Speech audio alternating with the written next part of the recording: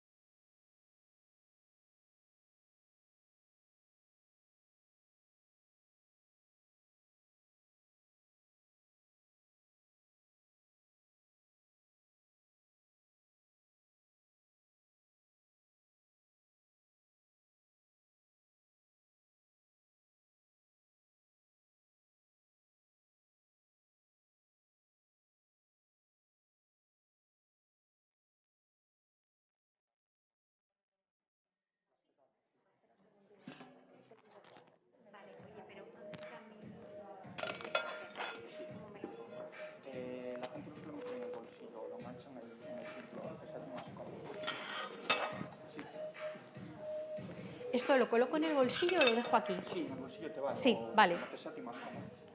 Y esto lo enganchas en el cuello. En el cuello.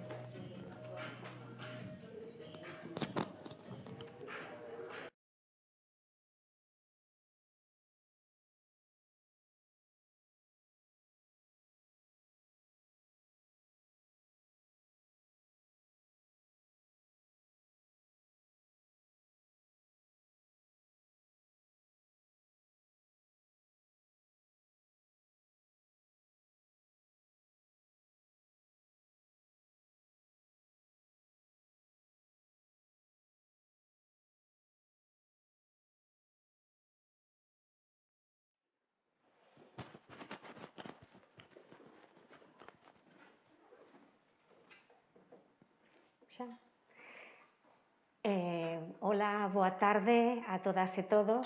Quero comenzar agradecendo de todo corazón a presencia física de Yayo Herrero aquí hoxe en Coruña no Festival Mar de Mares, porque tendo en conta os tempos tan adversos que temos, pois é unha sorte.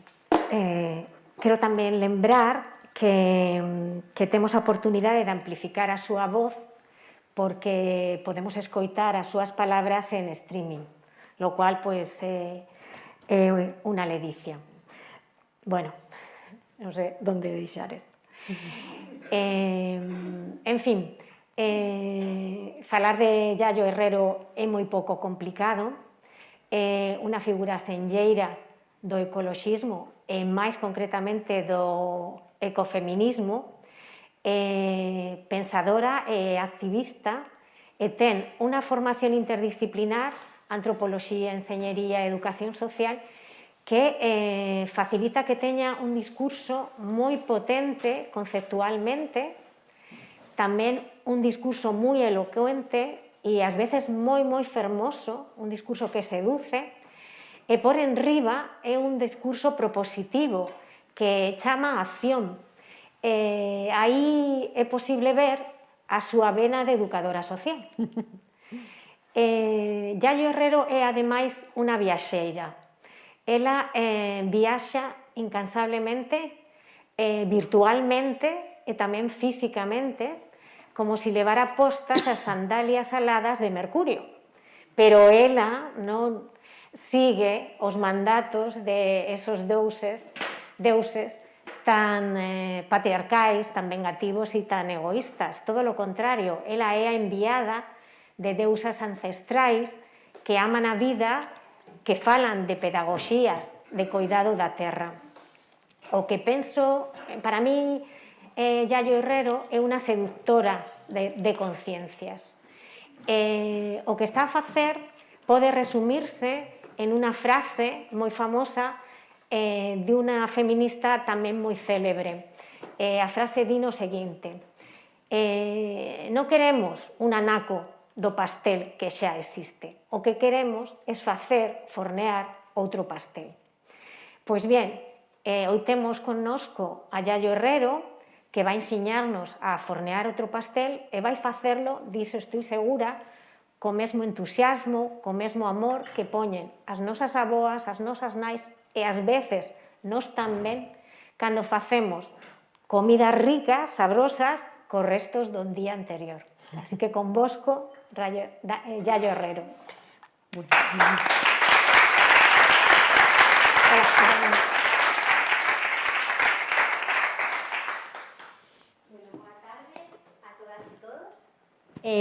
Y muchísimas gracias por la invitación a la organización del Festival Mar de Mares. Para mí es un placer poder estar aquí. Muchas gracias, Mar, por la presentación. Cuando se dicen cosas tan chulas de una, lo malo es que luego tienes que cumplir las expectativas, ¿no? Y te lo coloca un poquito más difícil, pero muchas gracias por tus palabras que me han tocado así por dentro, ¿no?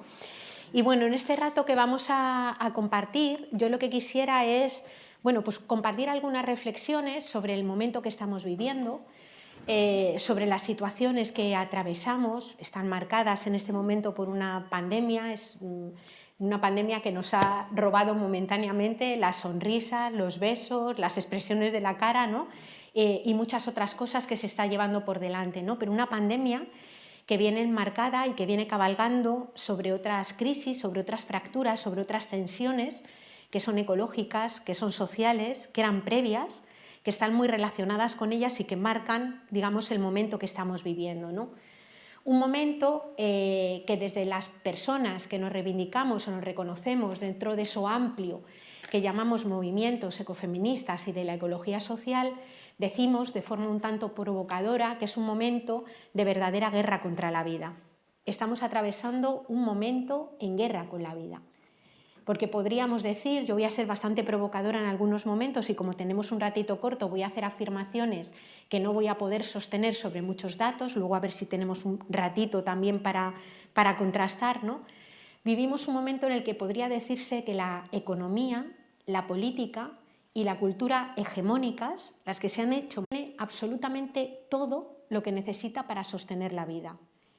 Es obvio que el agua que bebemos y que sostiene, sin la cual no podemos vivir, es producida por un ciclo natural que llamamos el ciclo del agua, que no es controlado a voluntad y que existía ya antes de que apareciera la especie humana en nuestro planeta, que llevamos viviendo aproximadamente unos 200.000 años. Es un pequeño pestañeo, un segundo, en lo que viene durando el conjunto de la historia de la vida, ¿no? Vuelve a ser obvio que comemos alimentos, pero esos alimentos que comemos y que han sido producidos por personas campesinas, por cierto, muchas veces en unas condiciones absolutamente lamentables desde el punto de vista laboral y vital, esos alimentos que comemos requieren también de la existencia de procesos como la fotosíntesis o la polinización, sin los cuales no hay campesino ni campesina que valga produciendo alimentos, y que tampoco han sido fabricados por los seres humanos, sino que son también previos a la existencia del ser humano. La luz que nos ilumina aquí o la energía que nos ha permitido llegar hasta aquí, ya sea la de los alimentos o la de los transportes en los que hemos venido, procede también de minerales que se extraen de la corteza terrestre. Petróleo, carbón, gas natural, cobre, litio, platino. Son minerales que preexisten en la corteza terrestre y que no fabrican los seres humanos. Los seres humanos los extraemos, ¿no? Lo que quiero decir con esto es que no hay vida posible al margen de la naturaleza. No hay vida posible sin esos bienes fondo de la naturaleza, que es con los que la economía y los seres humanos interactuamos para poder producir los bienes y servicios que necesitamos para satisfacer las necesidades y para satisfacer las condiciones de vida, ¿no? Y esos bienes fondo de la naturaleza no han sido producidos ni son controlados a voluntad por los seres humanos. Esto es importante tenerlo en cuenta. Cuando lo manifestamos así puede parecer una obviedad, pero luego el caso es que cuando llegamos, por ejemplo, a una facultad de ciencias económicas, nos podemos encontrar con que hay una asignatura, a veces cuatrimestral y a veces simplemente optativa, que se llama Economía de los Recursos Naturales, que es en la que las personas que estudian economía se forman un poco sobre estas cosas. Y estudiamos entonces la naturaleza como si fuera un subconjunto de la economía y no más bien la economía un subconjunto dentro de la naturaleza, ¿no?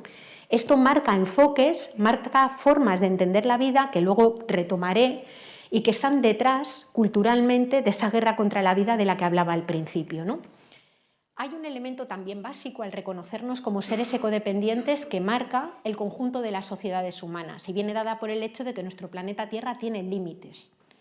Hay límites en aquello que llamamos no renovable, como son los minerales de la corteza terrestre que pueden ser extraídos hasta que se agotan, o sería más correcto decir, hasta que no resulta posible o rentable económica o energéticamente extraerlos. Pero también hay límites en lo que denominamos renovables, ¿no? El agua es un bien renovable, pero no es infinita. Digamos que cuando extraemos agua del cauce de un río o de un acuífero a una velocidad mayor de la propia velocidad con la que el ciclo del agua repone ese agua, nos podemos encontrar con que a pesar de que sea un bien renovable, también topamos con sus límites. Y hay límites en lo que denominamos sumideros del planeta, que son procesos biogeofísicos que degradan todos los residuos que generamos, ¿no? Lo que queremos decir con esto es que si el planeta Tierra tiene límites físicos, nada, absolutamente nada, se puede plantear crecer de forma ilimitada dentro de ese planeta con límites.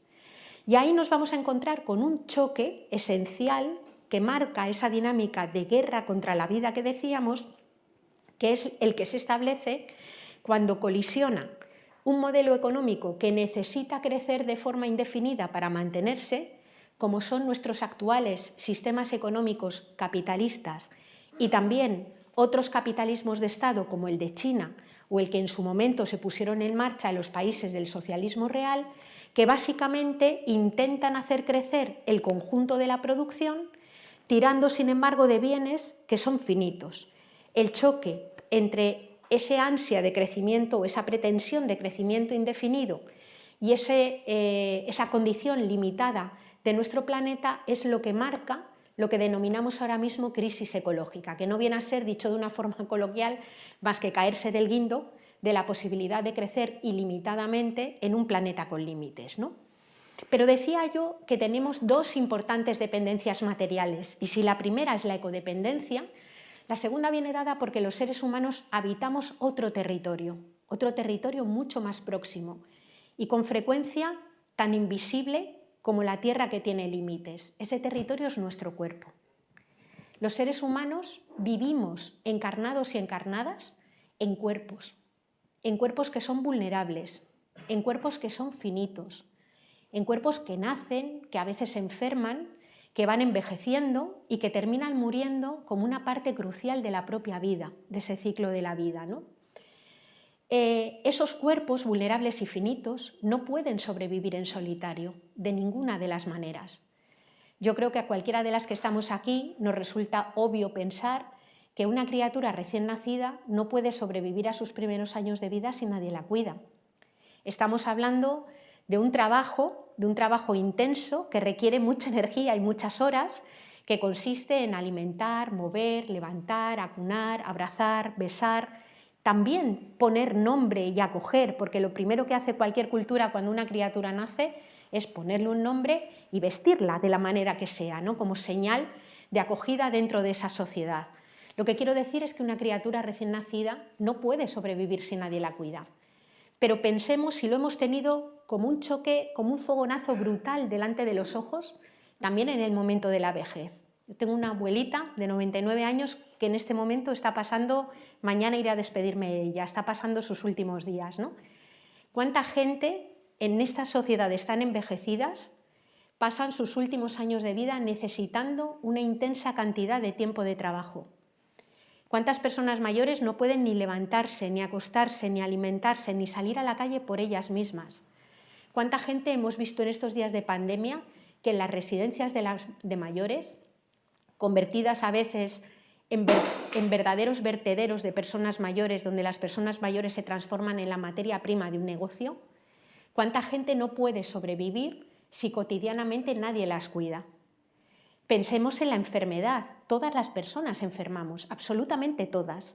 Y no tenemos que pensar en una enfermedad gravísima, ¿no? Que te hagas un esguince en un pie y tengas que estar 4 semanas sin poder apoyar el pie y sin poder caminar, y volvemos a ser conscientes de cuánto tiempo necesitas que alguien te atienda para poder hacer las cosas más básicas. O si hablamos de diversidad funcional, dependiendo de cuál sea la diversidad funcional, volvemos a estar delante de personas que para poder llevar adelante una vida decente necesitarán ese acompañamiento a lo largo de toda su existencia. Lo que quiero decir es que no existen sujetos completamente autónomos. Es una falacia hablar de sujetos e individuos completamente independientes. Todos y todas somos personas interdependientes, vamos a necesitar cuidados a lo largo de nuestra vida y sobre todo en algunos momentos del ciclo vital, todos y todas, ¿no? Pues bien, lo que sucede es que a lo largo de la historia y en casi todos los lugares, quienes mayoritariamente se han ocupado del cuidado de los cuerpos vulnerables y finitos han sido y son mujeres, digo mayoritariamente.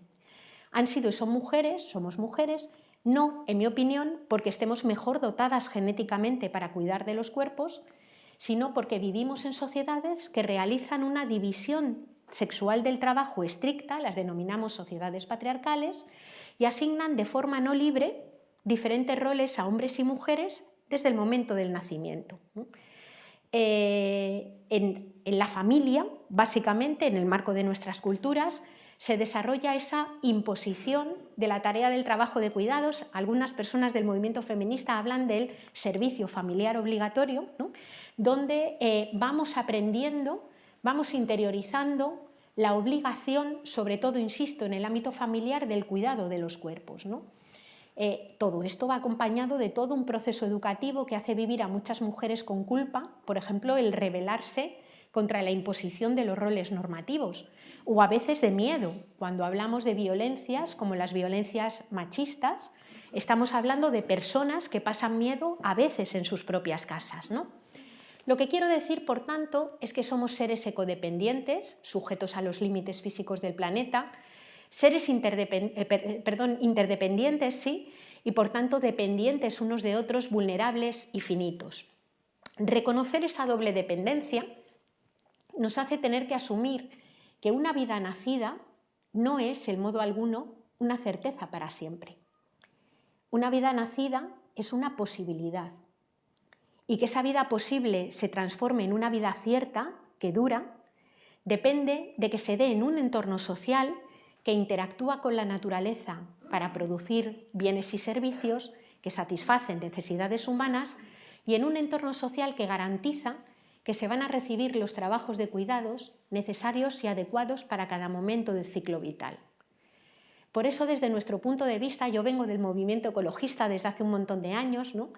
Y yo en el pasado, hace muchos años, también probablemente habré dicho alguna vez que necesitamos salvar el planeta. Claro, el planeta no hace falta, no le hace falta que nadie le salve. El planeta se organiza él solo. El planeta no necesita a los seres humanos, como no necesita a ninguna otra especie concreta. Pero los seres humanos sí que necesitamos el conjunto del planeta, el resto de los seres vivos. Necesitamos la tierra, necesitamos los mares, necesitamos la biodiversidad, necesitamos una atmósfera en la que haya aire que no nos envenene al respirar. Por tanto, desde nuestro punto de vista, es mucho más correcto hablar del enfoque de la sostenibilidad de la vida. Y nos referimos a la necesidad de articular políticas, economías y culturas, decimos, que pongan en el centro la vida, es decir, que tengan como primera y absoluta prioridad el mantenimiento de condiciones de vida dignas y decentes para todas las personas y también para el resto de las especies que son nuestras compañeras de aventura planetaria en esta tierra que habitamos, ¿no? Desde ese enfoque de la sostenibilidad de la vida es desde el que yo voy a tratar de plantear pues algunas de las reflexiones desde esa línea que quería compartir con vosotros y vosotras, ¿no? Decía al principio que estamos viviendo un momento de guerra y no tengo mucho tiempo para describir la situación en la que estamos, pero sí que voy a nombrar algunos elementos que encabalgan junto con esta pandemia que estamos viviendo en este momento, ¿no? Yo creo que ya en los últimos años ha quedado o ha ido siendo divulgada en mayor medida el problema del cambio climático, ¿no? Que no es más que el cambio de las reglas del juego que organizan todo lo vivo.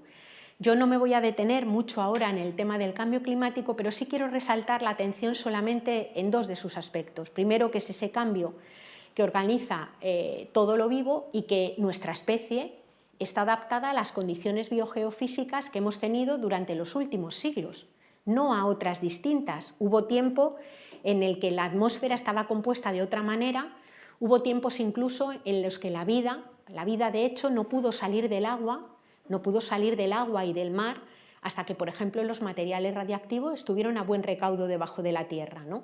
Unos tiempos en donde la atmósfera estaba compuesta fundamentalmente por nitrógeno y los seres humanos no hubieran podido respirar. Por tanto, estamos adaptados a estas condiciones biogeofísicas y la adaptación, digamos el cambio o forzar la innovación, supone una situación de riesgo para el conjunto de los seres humanos. Pero sobre todo me quiero centrar solamente en algo que quería comentar acerca del cambio climático, ¿no?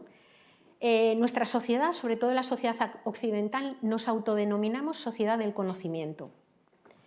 Si algo tiene todavía cierta capacidad de lanzar un discurso de verdad y de legitimidad, es la institución científica y la investigación.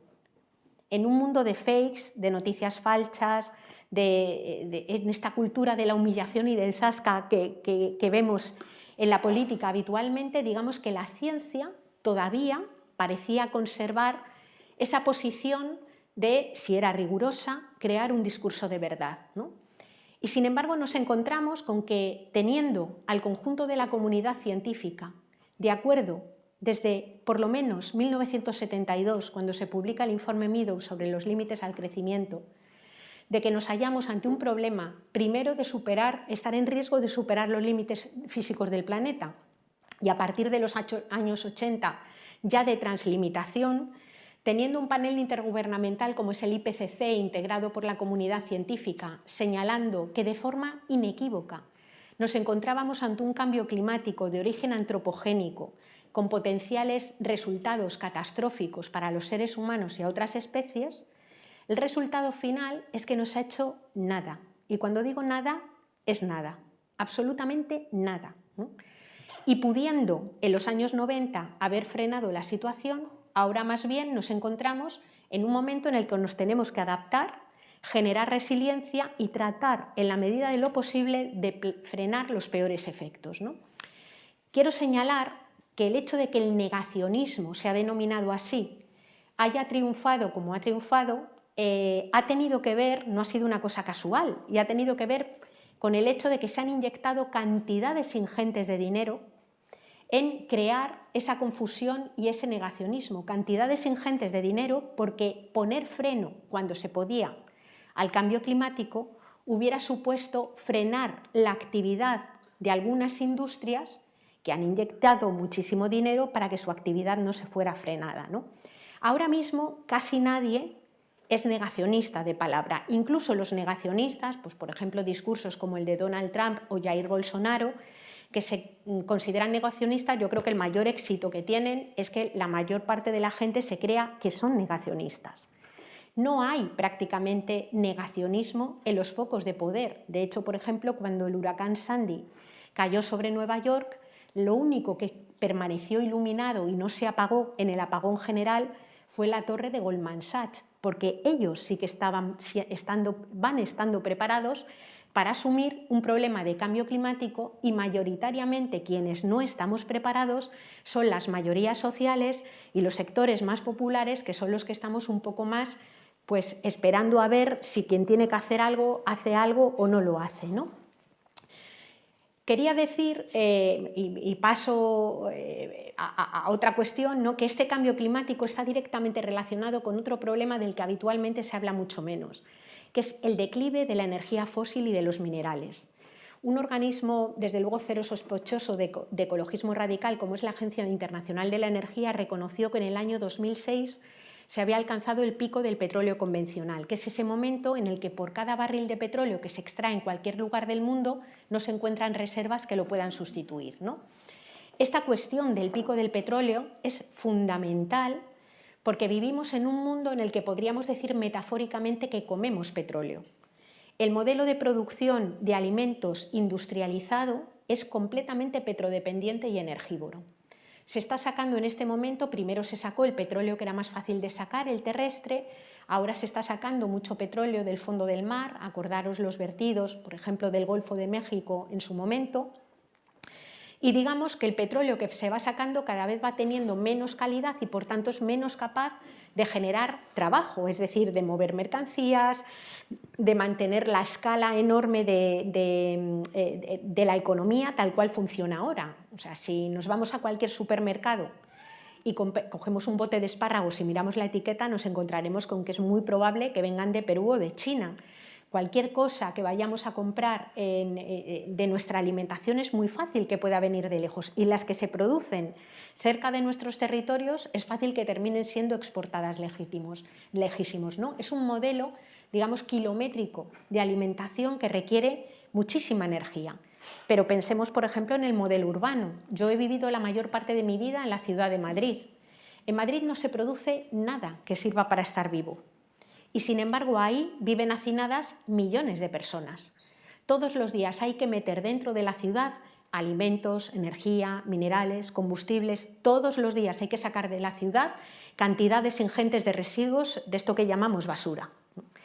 Es el caso de la ciudad de Madrid, pero es el caso también de muchísimas otras ciudades del mundo. Por primera vez en la historia de la humanidad, más de la mitad de la población del planeta vive dentro de ciudades, ¿no? Ahí tenemos otro problema porque el modelo de ciudad, sobre todo de gran ciudad, solamente se sostiene con combustibles fósiles. ¿Y por qué digo solamente con combustibles fósiles? Bueno, pues porque hablamos de la necesaria y absolutamente imprescindible transición a las energías renovables, pero no poniendo quizás tanto el foco en el hecho de que las energías renovables y limpias, siendo completamente necesarias y pudiendo completamente responder a las necesidades humanas globales, no lo pueden hacer al ritmo de consumo actual. Es decir, las energías renovables y limpias no dan para vuelos renovables, supone pasar a depender de cobre, litio, platino, cobalto, es decir, otros minerales con los que hay que fabricar las placas solares y los aerogeneradores. Minerales que quieren ser utilizados también para poder fabricar coches eléctricos o para poder ampliar la economía digitalizada, hacer el despliegue de las 5G y también robotizar la economía, ¿no? Lo que quiero decir es que cuando tú miras todo lo que la industria quiere hacer con los minerales y lo que dice la comunidad científica que queda en términos de reservas, las cuentas no salen. O salen si los resultados son solamente para unos pocos. Planteo todo esto porque la cuestión de la energía o la cuestión de los minerales no es una cuestión, desde mi punto de vista, que haya que dejar solamente en manos expertas de ingenieras, de economistas, sino que en la cuestión de la energía, en cómo se utilizan los recursos que quedan, de dónde salen, a quién se le quitan, de qué países vienen, lo que hay detrás es básicamente la posibilidad de llegar a un modelo justo, ¿no? Yo voy a ser bastante provocadora. El politólogo Boaventura de Sousa Santos dice, y yo estoy totalmente de acuerdo con él, que en este momento de capitalismo globalizado e industrializado en el que se han superado los límites físicos del planeta, el modelo económico es puro fascismo territorial. Imaginemos de repente que la valla que rodea la Europa rica no dejara, además de no dejar entrar personas migrantes, no dejara entrar ni energía, ni minerales, ni productos manufacturados, ni productos pesqueros, ni carne de otros lugares. La Europa rica no se sostiene ni 2 meses, porque todos, absolutamente todos los países que hoy llamamos ricos, son países que tienen una huella ecológica, es decir, que consumen muchísimos más recursos de los que hay en sus propios territorios. En el Estado español, por ejemplo, tenemos una dependencia del 90% de energía del exterior, del 85% de minerales del exterior. Hemos perdido lo que se denomina seguridad alimentaria y una buena parte de los alimentos que comemos vienen de terceros países. Incluso el pescado que comemos, las flotas pesqueras denominadas, por ejemplo, españolas, son flotas pesqueras que terminan faenando en Namibia, en la costa africana y en otros territorios totalmente distintos, ¿no? Claro, lo que sucede es que cuando se extrae de estos otros territorios es un juego de suma cero. Las toneladas de minerales que extraes en un lugar dejan de estar en ese lugar y dejan, por tanto, de estar disponibles para las personas que viven en esos países. Por tanto, lo que se produce es un fenómeno de expulsión, el fenómeno migratorio que estamos viviendo en estos momentos, que todavía, para lo que nos suelen decir las organizaciones internacionales, es un fenómeno pequeño. En realidad es un enorme fenómeno de expulsión. Muchas de las personas que vienen de Siria o que vienen de Libia o que vienen de países africanos son personas que a su vez se han visto obligadas a salir por guerras, por dinámicas que tienen que ver con el cambio climático y las sequías en sus territorios y la pérdida de hábitat, y se encuentran con que cuando llegan a otros lugares no tienen posibilidad de entrar, ¿no? Ese fenómeno, que lo vemos bien marcado en términos de relaciones norte global, sur global, lo empezamos a vivir también dentro de nuestros propios territorios. En este caso no estamos hablando de una valla física con concertinas, pero estamos hablando de vallas invisibles que separan a quienes están dentro, a quienes están fuera. Personas que tienen empleo por ejemplo, pero no llegan a final de mes, porque las condiciones laborales no permiten que se libren de la pobreza. Personas que tienen empleo y no pueden acceder a una vivienda. Personas que no pueden pagar la factura de la luz. Personas que ya no tienen empleo y se encuentran en los márgenes de la precariedad, ¿no? Datos que, como nos dice Cáritas, por ejemplo, hacen pensar que la pobreza o la precariedad ya no es una cuestión coyuntural que le afecta a algunas personas, sino que es una situación estructural. Yo conozco, y seguramente vosotras también, conocéis a personas que han terminado una carrera universitaria, que hablan 1 o 2 idiomas además del suyo, que han hecho un máster y que cuando llegan a un puesto de trabajo tienen un trabajo precario, absolutamente precario, y que si tienen un sueldo de 1.000 euros ya es un sueldo, ¿no? Y en lugares como, por ejemplo, la ciudad de Madrid, con 1.000 euros es que no te puedes permitir vivir en una casa tú sola o con tu pareja, si quieres, de ninguna de las maneras, ¿no? Por tanto, ese foco de expulsión se va produciendo también dentro de nuestros propios territorios, ¿no? ¿Por qué? O yo voy a tratar de lanzar algunas ideas de por qué creo yo que a pesar de que todos estos datos los tenemos encima de la mesa y en las experiencias cotidianas de cada una de nosotras, conocemos gente que no encuentra empleo, conocemos gente que tiene empleo pero lo pasa mal. Yo tengo una hija de 26 años que es una precaria perdida, ¿no? Es decir, y sus compañeros y compañeras de clase, la mayor parte de ellos también lo son, ¿no? Y han hecho todo lo que les decíamos que había que hacer para encontrar trabajo, formarse y todas estas cosas, ¿no? Claro, ¿por qué no vemos o cuáles son algunos de los elementos que a mí me parece que marcan esta línea que nos impide mirar y abrir la mirada para tratar de cambiar las cosas y organizar el mundo de una forma completamente distinta, ¿no? Y es que nuestra cultura occidental, y sobre todo me voy a centrar en la cultura económica, ha cometido una tremenda reducción que ha sido la de definir riqueza simplemente como valor monetario.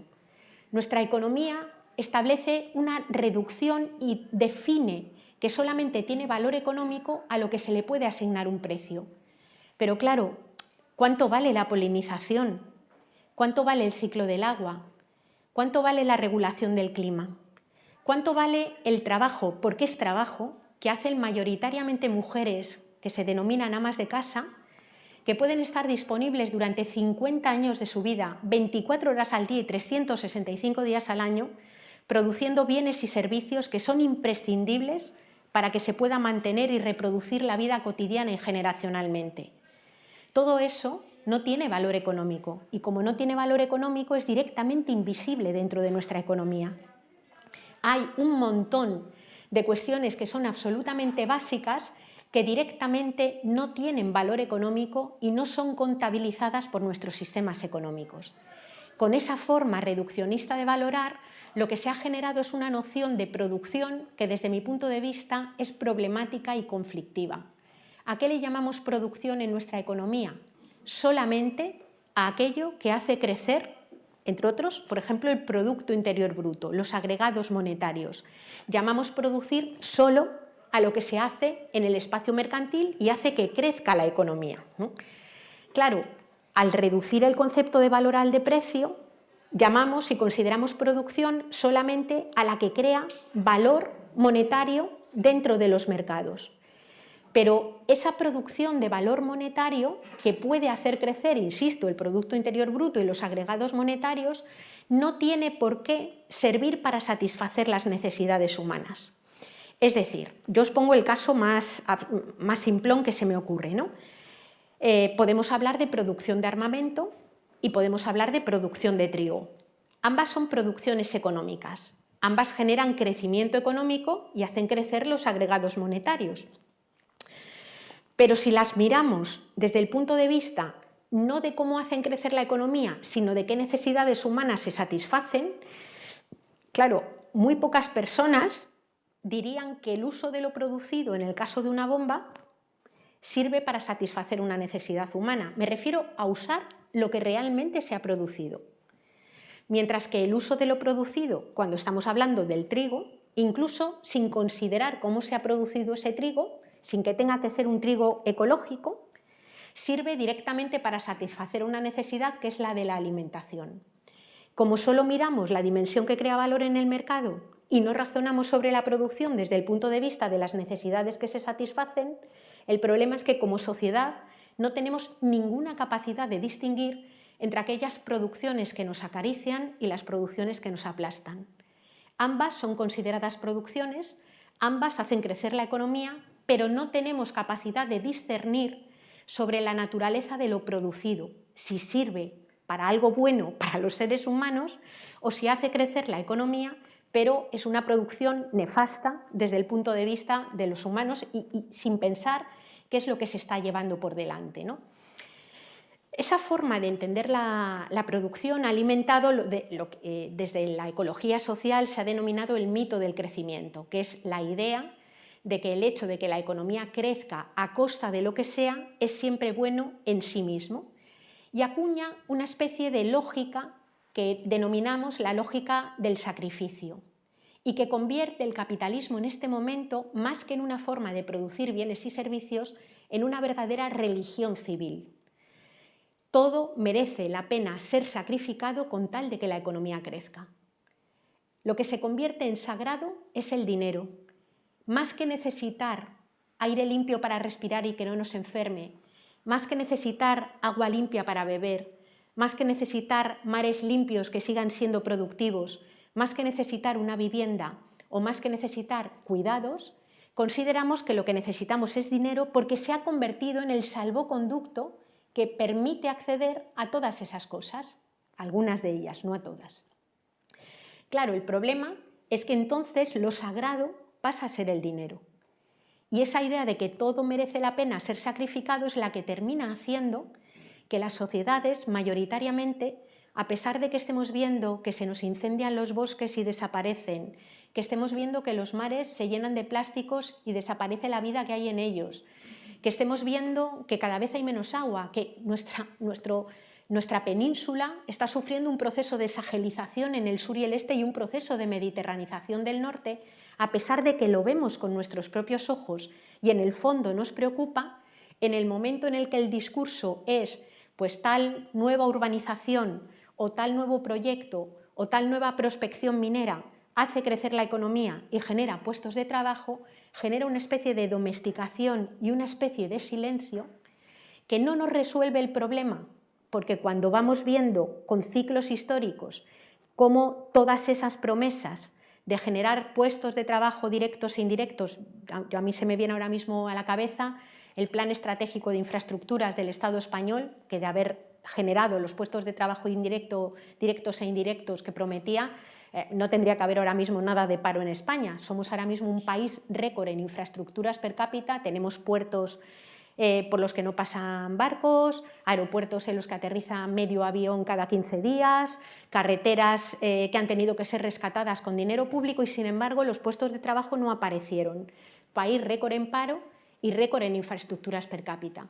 Pero lo tenemos tan insertado, tan metido dentro, que se va produciendo y simplemente el deterioro cada vez es mayor y el deterioro cada vez expulsa más gente. Lo que va sucediendo es que el núcleo de privilegios se va cortando y cada vez más gente va quedando fuera, ¿no?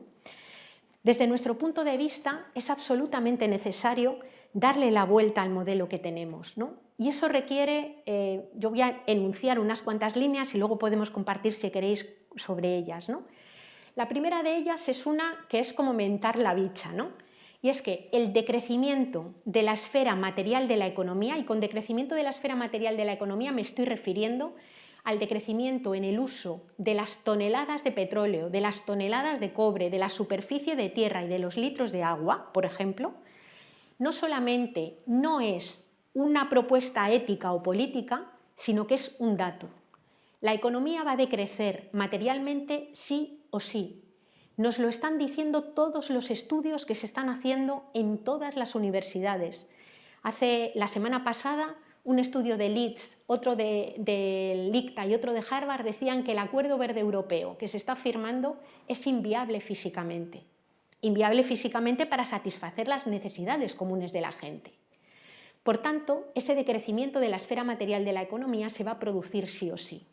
Hay dos vías para que se produzca. Una es la que tenemos ahora, y es que aquellos sectores que están amparados por el poder económico, político y militar sigan sosteniendo estilos de vida que consideran buenos a costa de que cada vez más gente vaya quedando fuera. Y la otra vía es una vía que no es sencilla, pero que es viable, que pasa por otra lógica totalmente distinta. Pasa por recomponer radicalmente nuestros metabolismos económicos, haciendo tres preguntas. ¿Qué necesidades hay que satisfacer para todos y todas? ¿Cuáles son entonces las cosas que hace falta producir? Y por último, ¿cuáles son los trabajos socialmente necesarios? Ahí la pandemia nos vuelve a dar una lección. Cuando miramos cuáles eran los trabajos esenciales que no se podían dejar de hacer y nos encontramos con limpiadoras, cuidadoras, empleadas domésticas, carretilleros, transportistas, es decir, un montón de gente que hace trabajos precarios, mal pagados y que habitualmente son los menos valorados, ¿no? Nos encontramos con que son trabajos esenciales para poder mantener la vida. Bueno, pues nos encontramos con esas tres preguntas. Desde ahí podemos repensar nuestro metabolismo económico. Como no tenemos tiempo de meternos en detallar las preguntas, me voy a atrever a plantearos un libro que se llama La gran encrucijada, que me atrevo a formularlo y a plantearlo porque está colgado, es de distribución gratuita, lo podéis encontrar en la red, donde intentamos hacer el esfuerzo de hacer una propuesta concreta de cómo hacer esa transición económica a escala país, ¿no? ¿Qué sectores habría que frenar? ¿Qué sectores habría que potenciar? ¿Cómo podría hacerse? Y no es ni muchísimo menos una hoja de ruta concreta, pero desde luego es un camino de salida, ¿no? Un economista que no sé si os sonará, se llama Carlos Sánchez Mato, que fue concejal de Economía y Hacienda del Ayuntamiento de Madrid en el periodo legislativo anterior. Durante el confinamiento ha hecho también un proyecto, una propuesta de reconstrucción post-COVID con toda esta mirada para el próximo año, ¿no? Lo digo porque también está por ahí colgada y podéis ver las medidas concretas que se proponen, ¿no? No solamente es reformular ese modelo económico, sino que hay que reformularlo con dos principios fundamentales. El primero de ellos es el principio de suficiencia. Esto significa aprender a vivir con lo suficiente. Aprender a vivir con lo suficiente significa que a la persona o a la familia que le cortan la luz necesita más, necesita poder encender la luz. Pero significa que muchas personas podemos vivir con mucho menos. Y cuando digo con mucho menos, me refiero a mucho menos material, mucho menos materia, mucho menos energía, mucho menos minerales, muchas más otras cosas, más relaciones, más sexo, más montones de cosas más, ¿no? Pero mucho menos de lo palpable que extraemos de la tierra y que ya está extralimitado. Y el segundo principio, junto con este principio de suficiencia, es el reparto. El reparto de la riqueza. Y el reparto de la riqueza no es solo, que también, la fiscalidad y el reparto de la riqueza monetaria. Es también pensar cómo organizamos la naturaleza para que una persona de Sudán, una persona de Colombia, una persona de Siria o una persona de Marruecos puedan acceder a los mínimos que necesitan en materia de hospital, de carretera o de energía, sin que vean que sus recursos son extraídos y son llevados a otro lugar donde no les generan ningún tipo de riqueza. A eso me refiero también con reparto de la riqueza. Y con reparto de la riqueza me refiero también al reparto de las obligaciones. Las obligaciones que comporta tener cuerpo y ser especie. El trabajo de cuidados no es solo un trabajo para las mujeres. Es un trabajo para todas las personas. Hace falta corresponsabilidad en ese trabajo. Y es un trabajo no solamente que estimula la corresponsabilidad entre personas, sino también la corresponsabilidad entre ciudadanía e instituciones y las propias empresas. Una empresa no puede funcionar si no existe un trabajo precario o gratuito realizado por mujeres en el ámbito de los hogares. Porque en los hogares se fabrica la mano de obra. Y la fabricación de la mano de obra, si hubiera que pagarla a golpe de lógica capitalista, sería implanteable. Es decir, el modelo se sostiene porque lo que vemos en la parte económica, la punta del iceberg, viene a ser lo que hay en los mercados, pero por debajo, de manera oculta, como está un iceberg por debajo del mar, la parte mayor, nos encontramos con la extracción de materiales y energía y nos encontramos también, digamos, pues todos esos trabajos realizados mayoritariamente por mujeres que reproducen cotidiana y generacionalmente la vida. Eso también hay que repartirlo, ¿no? Esa disputa de hegemonía económica que podríamos materializar en la economía social y solidaria requiere también una disputa de la hegemonía política. Yo no me voy a referir solo a quien gobierna, que ojo, a mí no me da igual quien gobierne, me importa mucho, pero me voy a referir a la necesidad de generar ciudadanías organizadas, concienciadas e informadas que estén dispuestas a presionar y a exigir este tipo de cambios.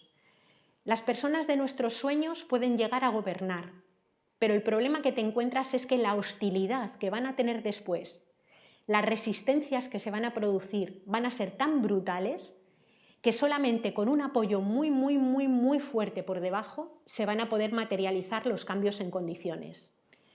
Hay personas que llegan a los gobiernos y no hacen nada, pero hay otras que lo intentan y se dejan la vida y enferman de soledad intentando que esas cosas salgan adelante. Hay una responsabilidad, bien es verdad que es una responsabilidad asimétrica a compartir entre el... ¿A qué le estamos llamando heroicidad? ¿A qué le estamos llamando, cuando hablamos, por ejemplo, de la heroicidad? Es decir, yo me imagino las figuras de héroes y heroínas que tenemos en la cabeza y a mí se me vienen a la cabeza pues tantas mujeres de pueblos originarios, pueblos indígenas y en los vecindarios de nuestras ciudades que están sosteniendo todos los días la vida, que intentan ver cómo salir adelante, que mantienen la comunidad, que cuidan en unas condiciones tremendamente precarias, ¿no? Y lo hacen muchas veces en colectivo. Para mí eso también es heroicidad. No es tanta la heroicidad de ser capaces, digamos, de dar la vida por la causa, sino que la causa en este momento yo creo que más bien es la propia vida, ¿no? Bueno, pues termino ya simplemente contando una especie de puentecito que viene de la mitología que a mí me gustó un montón y que me parecía que reflejaba bastante de lo que quería decir, ¿no? Y es que había un reino que era Frigia y había un antiguo oráculo que había dicho que ese reino se convertiría en un reino próspero y armónico en el momento en el que lo gobernara un ser que estaba totalmente predestinado a gobernar, y lo reconocerían porque cuando entrara en Frigia llevaría un cuervo negro en el hombro, ¿no? Pasaron muchos años y de repente un día un campesino que se llamaba Gordias entraba en Frigia, se le puso el dichoso cuervo negro en el hombro y fue nombrado rey. Le contaron todo el cuento del oráculo, él aceptó y entonces para sellar digamos el compromiso con la ciudad de Frigia y con su buen gobierno, lo que hizo fue atar el carro de campesino que llevaba a la columna. Y para sellar ese compromiso hizo el nudo más complejo, realmente hizo un tejido que pudiera proteger la ciudad, un tejido que le llevó mucho tiempo hacer. Posteriormente lo hemos conocido como el nudo gordiano, ¿no?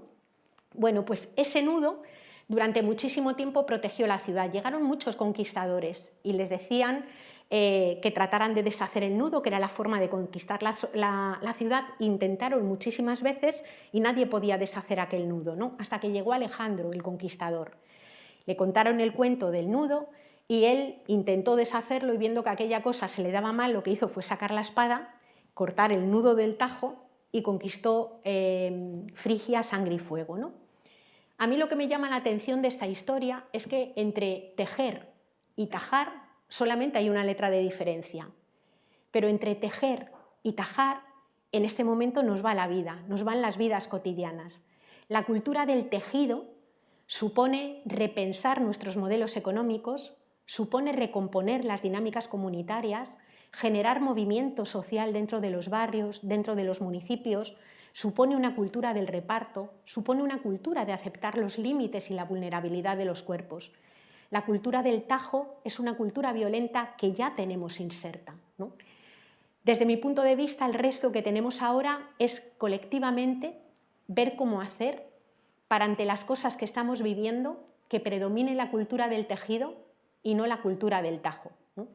Y creo que ahí podemos hacer montones de cosas. Creo que ahí tenemos posibilidad de recomponer nuestros espacios, digamos, más cotidianos y más cercanos, pero necesita una determinada mirada, ¿no? Una determinada mirada que yo quiero terminar invitándoos a que desarrollemos todas juntas de la forma más apasionada, más amorosa, más radical y más entusiasta posible. Pues nada, muchas gracias.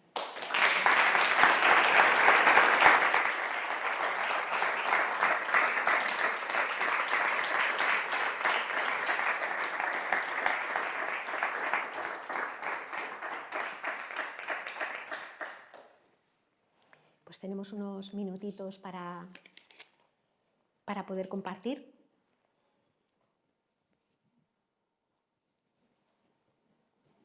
A mí, si me permites, me gustaría plantearte una cuestión, porque visto que históricamente,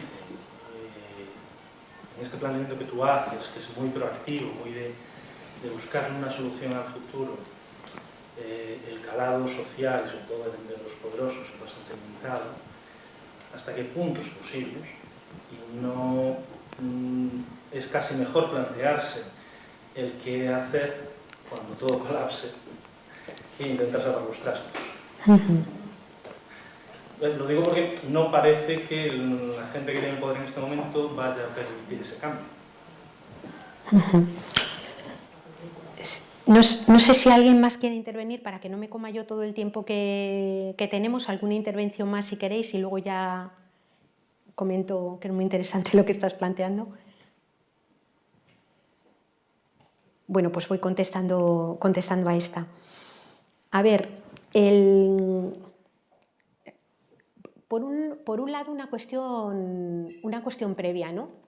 A veces cuando pensamos en que colapse el modelo, estamos pensando en algo que está por venir, pero el tema es que ya hay muchas vidas colapsadas.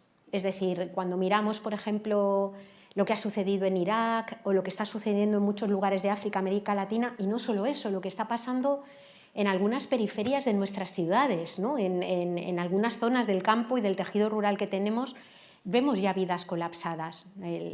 Gente que se queda sin casa, que se queda en la calle, una tristeza brutal y una precariedad tremenda, ¿no? Luego, partimos de que el colapso, por así decir, ya le ha llegado a alguna gente. Ese es un tema previo, ¿no? Y luego, por otro lado, si bien es verdad que históricamente lo que hemos comprobado es que cuando hay situaciones complicadas o se ponen las cosas muy mal, a lo mejor es más fácil como que surja un movimiento o haya una reacción fuerte. Cuando miramos desde lo ecológico, el cuanto peor mejor no funciona, porque es que el cuanto peor es mucho peor. Quiero decir que si superamos ese 1,5 grados, que se va a superar claramente, de cambio climático, o seguimos agotando recursos, resulta que la utilización de esos bienes para poder hacer, por ejemplo, una transición a las energías renovables puede ser físicamente inviable para una parte importante de la población, ¿no? Es decir, si no intentamos hacer cosas pronto, digamos que lo que se va favoreciendo es un blindaje de los privilegios de la gente más rica y que cada vez haya más gente que quede fuera. Eso genera problemas también importantes, por ejemplo, de que se puedan desarrollar más luchas entre pobres que identificación de dónde está el problema. Y yo creo que, por ejemplo, ahora mismo lo que estamos viendo con el surgimiento de todos los neofascismos y los movimientos ultrarracistas en toda Europa es parte de esa lucha entre pobres, ¿no? Mientras que el poder termina señalando y diciendo la culpa la tiene el migrante que viene o la culpa la tiene esta persona gitana, siguen robando a manos llenas, ¿no?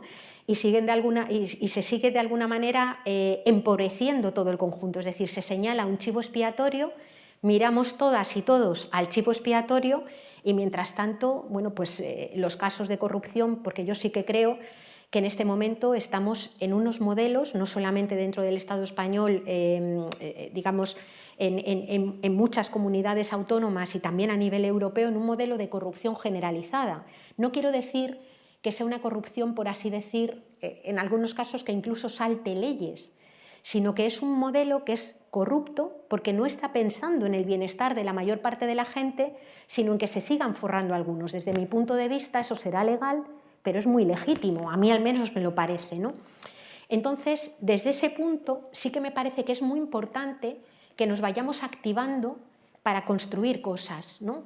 En algunos lugares, en algunos gobiernos, hay gente intentando hacer cosas bastante decentes y que están muy bien, esas hay que apoyarlas.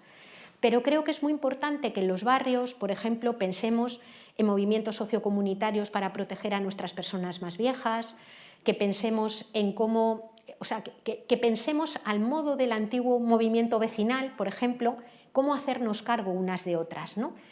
¿Por qué? porque cuando las cosas se pongan mal, o en los momentos en los que las cosas vengan mal, se pueden reaccionar de formas distintas. Es verdad que pueden producirse explosiones comunitarias, de hecho, durante la pandemia ha sido impresionante cómo en tantos sitios han surgido redes de apoyo mutuo y gente que ha dado un paso adelante diciendo yo quiero ocuparme de mis vecinas, ¿no?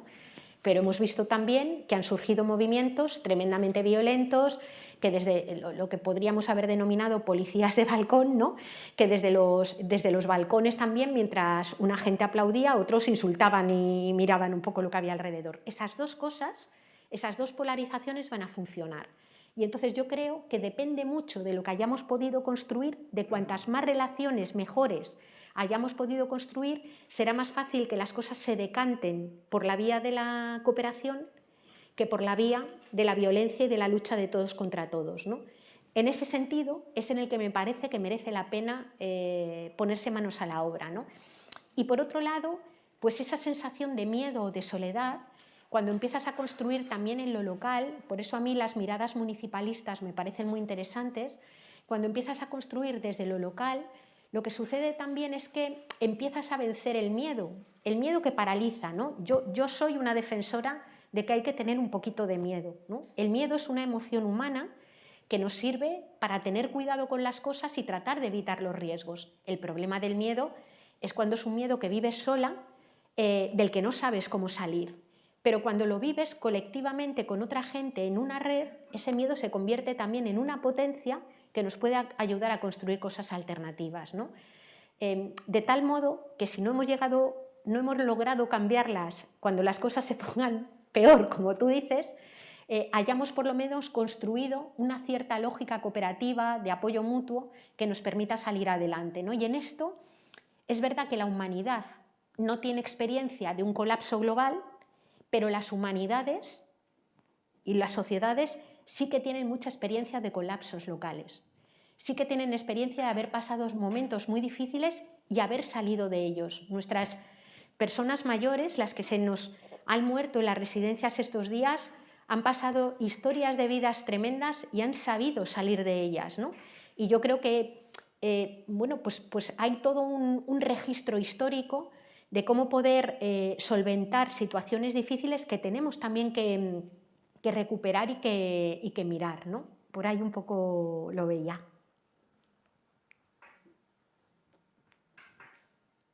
Yo quería, sobre lo que hablabas antes, sobre el valor de las cosas, que ahora mismo realmente, o sea, nuestra capacidad de decisión, aunque están totalmente de acuerdo contigo, me parece inapelable, ahí atrás se medio acuñó el concepto de salario emocional. Que era, bueno, vale, no te pago 500 euros, te pago 1000, no te vale para vivir, pero a cambio te trato bien. Entonces, es que se ha llegado a mercantilizar. Totalmente, claro, claro. Pero llega un momento en el que efectivamente esto es lo que hay. O sea, como en su día se pagaba 3 porciones de pizza y te pago 2 duros, pero te puedes llevar una pizza y comer todos los puñeteros días pizza, ahora existe muchas veces el salario emocional. No, esto es horroroso, pero me tratan bien. Entonces, realmente es un choque contra... O sea, nuestra capacidad de decisión realmente es muy limitada porque a pesar de todo, a pesar de que creamos en una cosa que el sistema nos da contra las narices y al final lo que hace es que uno puede llegar al supermercado y pagar con lo que has cultivado. Está claro. A ver, yo creo que por eso necesitamos... o sea, hay toda una tarea, yo esto lo aprendí mucho de la pedagogía de Paulo Freire y de la pedagogía popular, ¿no? Para poder generar procesos emancipatorios necesitamos crear procesos pedagógicos, que no quiere decir que la gente tenga que ir a un curso, como hizo el movimiento obrero en el siglo XIX, pues para convencer a montones de personas obreras que se organizaran pues para reivindicar condiciones laborales dignas y otra forma de funcionar, ¿no? Y es muy importante hacer esos procesos y hablar de estas cosas porque lo que tú dices es el peligro que tenemos ahora, ¿no? Hasta hace 5 años la tarea fundamental era luchar contra el negacionismo. Desde hace 5 años para acá la tarea no es tanto luchar contra el negacionismo, sino contra las falsas soluciones. Y nos encontramos, por ejemplo, con cosas como que, con problemas como que estemos hablando de de que la solución al problema ecológico, por ejemplo, es el crecimiento verde o el capitalismo verde, por ejemplo, ¿no?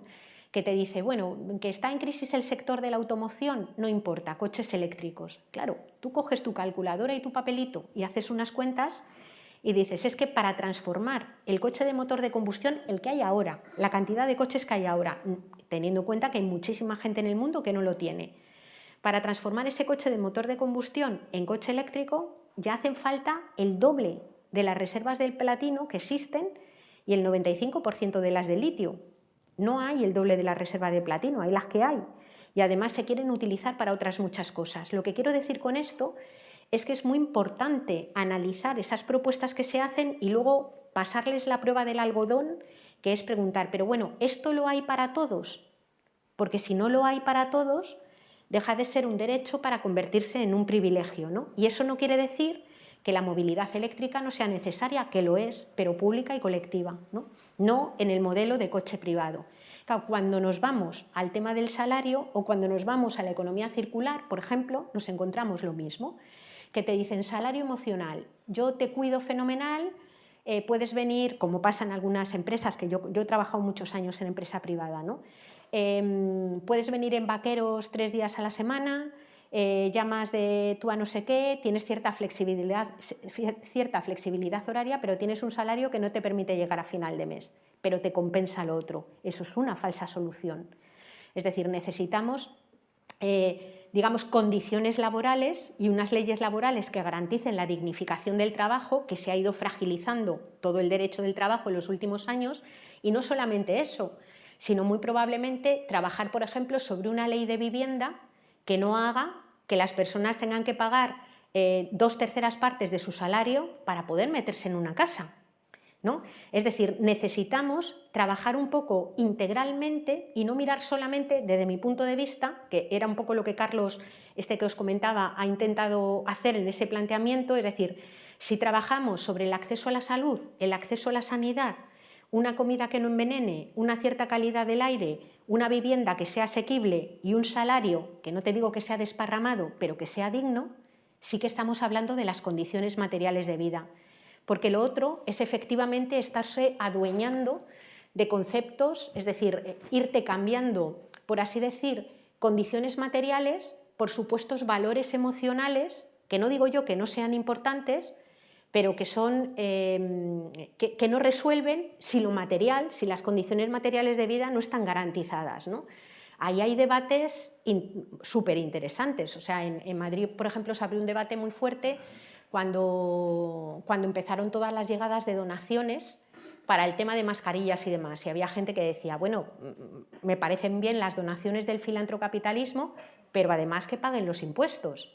Es decir, tú pagas los impuestos y luego haz todas las donaciones que quieras, que serán súper bienvenidas, pero no me des una limosna, por así decir, aunque pueda parecer muy cuantiosa, que no llega, vamos, ni a la 10ª parte de los impuestos que tendrías que pagar, que son necesarios para poder garantizar que no cierren centros de salud, que tengamos unas UCIs decentes y que la gente no se nos muera porque no puede ser atendida, ¿no?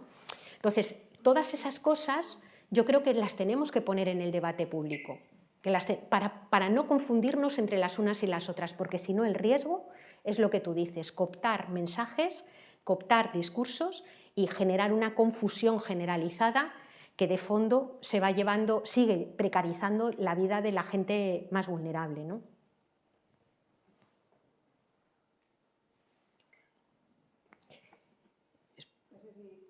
Sí, ahí hay una mano. Una más y vale, cerramos. Sí. Bueno, decir que me ha encantado. Gracias. La charla ha sido genial y la delicadeza con los expuestos también. Con respecto a lo que mencionabas de la gente migrante, ¿no? Efectivamente, nosotros trabajamos hace 25 años con la gente migrante y los grupos más importantes de subsaharianos fundamentalmente han sido primero gente de la pesca, por el impacto brutal de la pesca, y ahora son todo cambio climático. Ahora son todos chicos campesinos de la zona del Sahel que vienen aquí por el fracaso real que supone el cambio climático para la. Y después una cosa que me ha interesado muchísimo ha sido el tema ese de lo cultural, de saber qué es lo que pensamos sobre las palabras. Y la preocupación que he tenido siempre es el tema de qué están aprendiendo los chavales, de las chicas y los chavos. Es decir, les están remodelando absolutamente la cultura. Una cultura a través de un ocio absolutamente canalla, un ocio perverso, unos videojuegos, unas modas, no sé qué, que realmente a veces me da pánico porque digo yo, va a ser inútil todo, porque el tipo este que viene atrás no sabe nada. Tiene unos conceptos absolutamente tergiversados de todo. Y eso es la preocupación. Yo quiero sacar una punta de lanza por las generaciones más jóvenes. O sea, quiero decir que, en primer lugar, lo que tú dices tiene todo el sentido. Yo he tenido la posibilidad de trabajar tanto profesionalmente como activista de Ecologistas en Acción, sobre todo en el ámbito de la educación, equipos docentes que están haciendo una educación crítica y que introducen unas cosas distintas, ¿no? Necesitamos, y de hecho ahora mismo se está intentando presionar bastante en el Ministerio de Educación, que ahora tienen que rehacer la LOMLOE, la nueva ley de educación, por así decir, revisar el currículum oficial que se estudia en las escuelas para meter cosas, ¿no? O sea, esto yo lo tengo clarísimo. Pero luego tengamos en cuenta que antes justamente de la pandemia ha habido un movimiento internacional de chicos y chicas jovencísimos que han salido a la calle en todo el movimiento de Fridays for Future, que la mayoría no lo han aprendido en el cole. Luego quiero yo pensar que en esos espacios de ocio o en esos espacios que tienen encuentran otros mecanismos también para irse formando en otras cosas. No digo que sean todos, pero muchos son. A mí me da mucha rabia, por ejemplo, estos días, cada vez que escuchas en la radio y en la tele cómo se criminaliza a los niños de 15, 16 años porque se juntan en un parque, que si se quitan las mascarillas, que si son contagiadores. Yo lo que me he encontrado en la mayor parte de los casos son chavales hiperresponsabilizados, que intentan tener cuidado, que a veces se quitan las mascarillas porque son adolescentes de 15 y 16 años que se enamoran, que se tienen que tocar, que se quieren besar y que lo están pasando fatal, ¿no?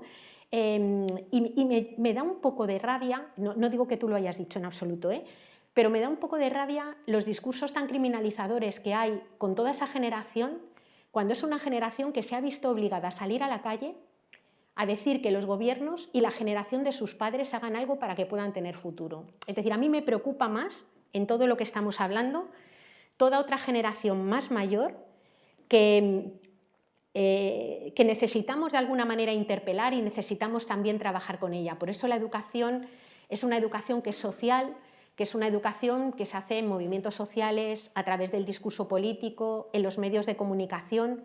Y me preocupa mucho toda esa generación, porque a las personas más pequeñas, a las personas que ahora mismo tienen 11, 12 años, es que al paso que va la burra no les va a dar tiempo a ser mayores para hacer otras cosas distintas políticamente. Es que hay cosas que tenemos que irlas cambiando ya.